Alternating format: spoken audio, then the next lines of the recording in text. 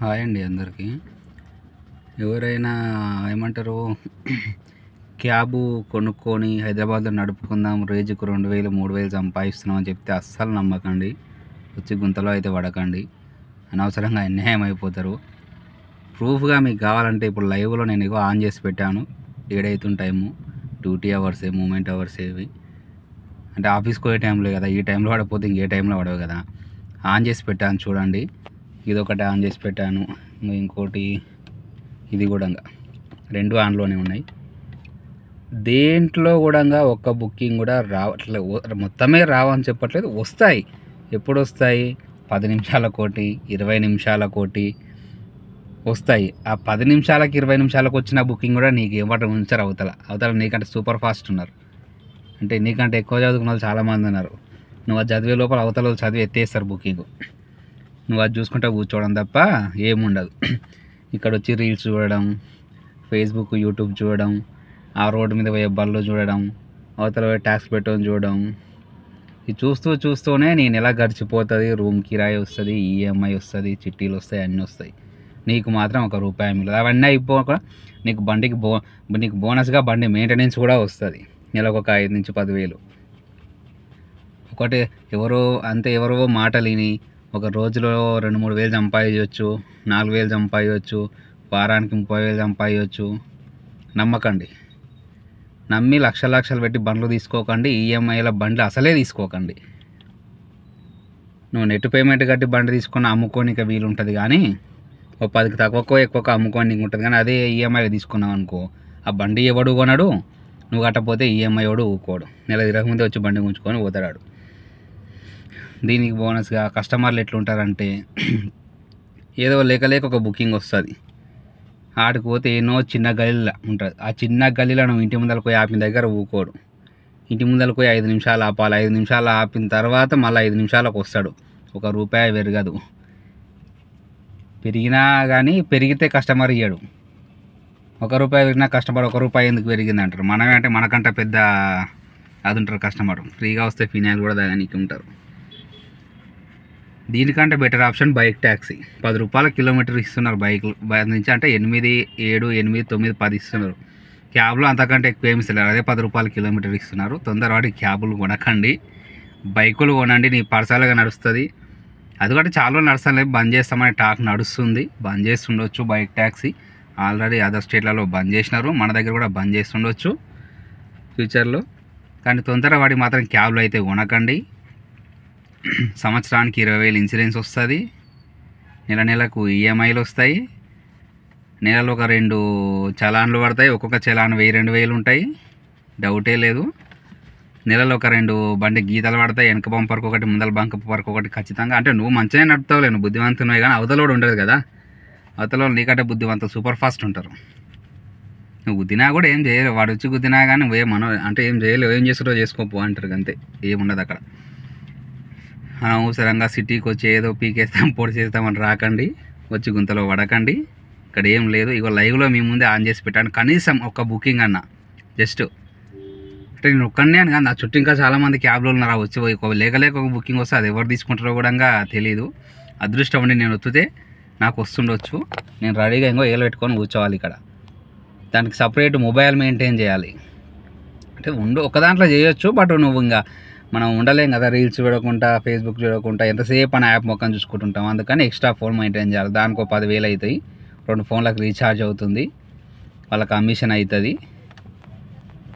అందుకే ఇవన్నీ చూసుకొని లెక్కలేసుకొని బండి కొనే ముందు ఆలోచించుకొని బండి కొనడం చాలా బెటర్. కొనకపోవడం చాలా బెటర్. ఒక్కోసారి అనిపిస్తుంది, నా బండికి ఈఎంఐ లేకపోతే ఎప్పుడో అమ్మేతారా బాబు అని. ఇంటికాడ ఉన్నావు అనుకో, నువ్వు నీ పిల్లలు, పెళ్ళి పిల్లలు, లేకపోతే నువ్వు నీ ఫ్యామిలీ బతికితే చాలు, అంతే. అదే హైదరాబాద్ వచ్చినావు అనుకో, బండి కొని నువ్వు ఈఎంఐ అన్ని బతికేయాలి, డీజిల్ పెట్రోల్ బతికేయాలి, ఈ ఏమంటారు ఈ కమర్షియల్ కంపెనీ, ఈ కార్పొరేట్ కంపెనీలను బతికేయాలి, రూమ్ కిరాయిలను బతికేయాలి, కూరగాయలను బతికేయాలి. ఇదంతా మంది గుర్తుంచుకో. హైదరాబాద్ వచ్చే ముందు నువ్వు వచ్చేటప్పుడే ఇంటికాడ బతకలేకనే వీడికి వస్తున్నావు, అంటే నువ్వు బతకలేకనే. వీడికి వచ్చి ఇంతమందిని బతికేయడం అంటే ఇంకేం ఉండదు. ఇక్కడ రాకపోవడం చాలా బెటర్. ఎవరో ఒకరు చెప్పిరు, ఒక రోజు 2,000 వచ్చినాయి, 3,000 వచ్చినాయని గుడ్డిగా నమ్మి మాత్రం రాకండి. హైదరాబాద్కి వచ్చి క్యాబులు కొనకండి. కొన్నారంటే గాలికి వదిలిపోతారు.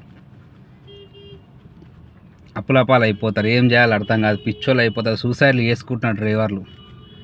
బండి కొనే ముందు ఒక 10 మంది గురించి ఆలోచించండి. ఎందుకంటే 10 మంది కూడా చెప్తారులే, ఎందుకు చెప్తారంటే ఓమనన్నా వచ్చినాయి ఈరోజు 2000 అంటే రేపు రావు కదా 2000, ఈరోజు వచ్చినాయి.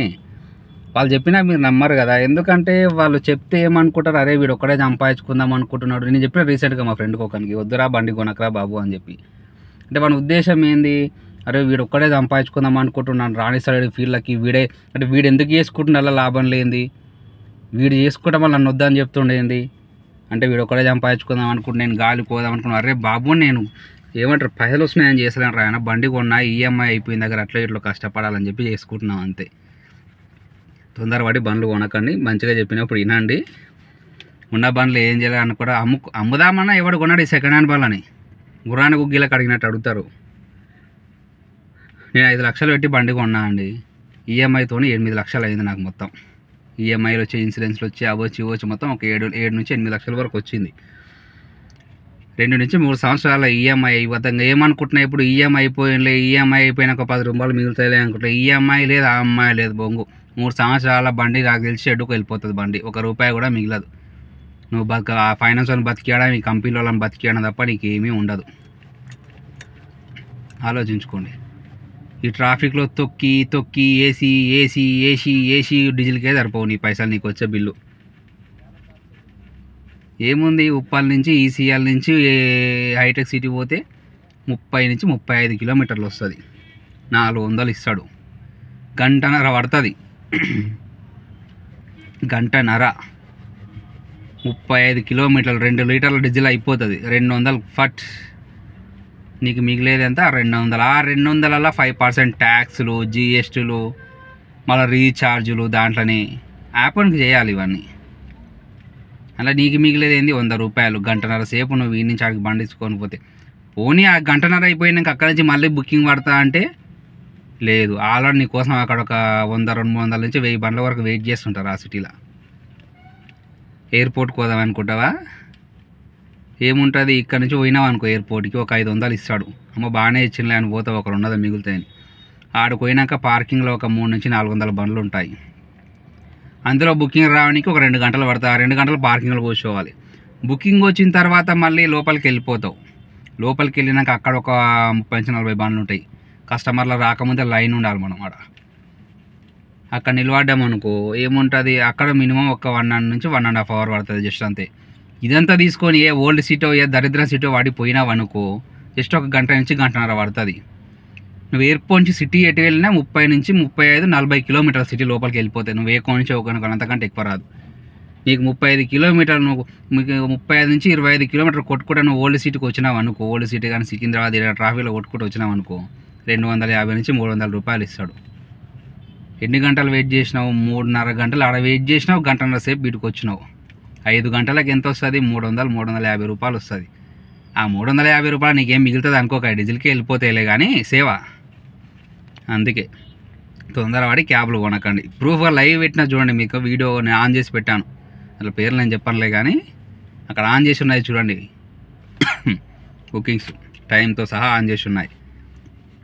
కనీసం ఒకటైనా మోగిందా లేదు. అది మూమెంట్ టైం, ఆఫీస్కి వెళ్ళే టైమింగ్లా బిజీ టైం. ఇప్పుడు అంటే ఆ బిజీ టైం ఇది అయినా కూడా ఒక ఏ దరిద్రం బుకింగ్ పడుతుంది అనుకో, అది కూడా పడలేదు ఇప్పుడు, పడవు కూడా.